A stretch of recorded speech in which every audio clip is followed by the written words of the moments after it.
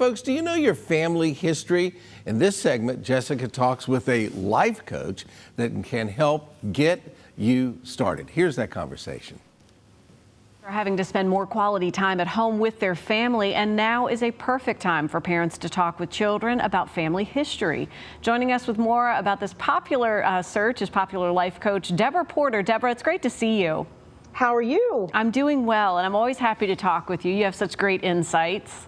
Thank you. It's always a joy to be with you guys. This is one of those conversations, talking about family history. This can be a little touchy for folks, can it? Do we need to address that right away?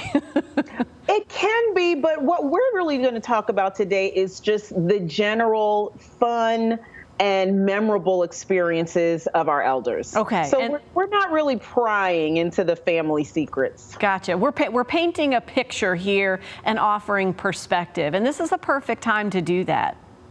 It really is. So I love the idea of oral family history. You know, there's all kinds of ways to preserve and document your family history, but to have your children to be able to interview their grandparents or an aunt or uncle or great aunt, great uncle, not only is it great information, but it's such a great way to connect two generations that rarely get to sit down and really spend quality time together.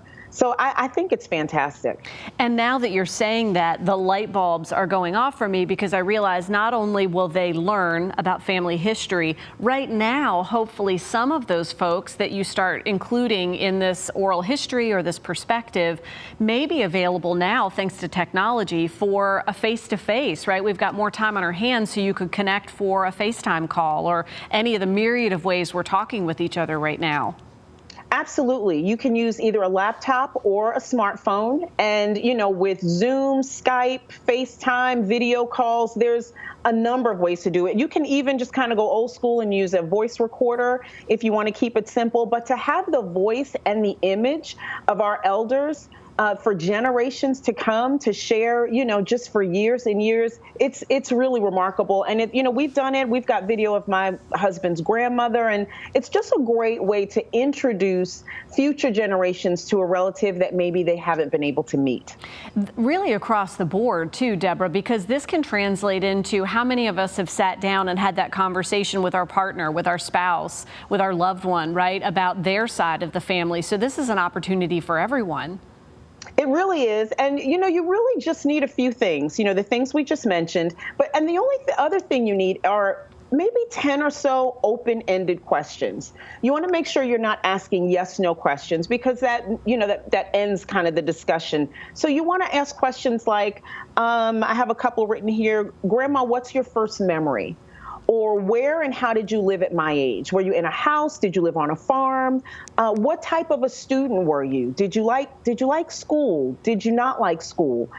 So it's a way to kind of engage. And the fun thing is each child can interview a different relative.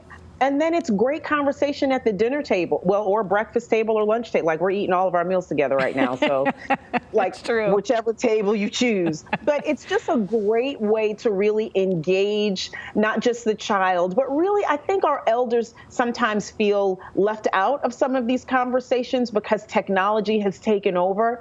And so it's just a really loving and great way to kind of just love on them a little bit and bring them back into the fold and let them know how much we still need them.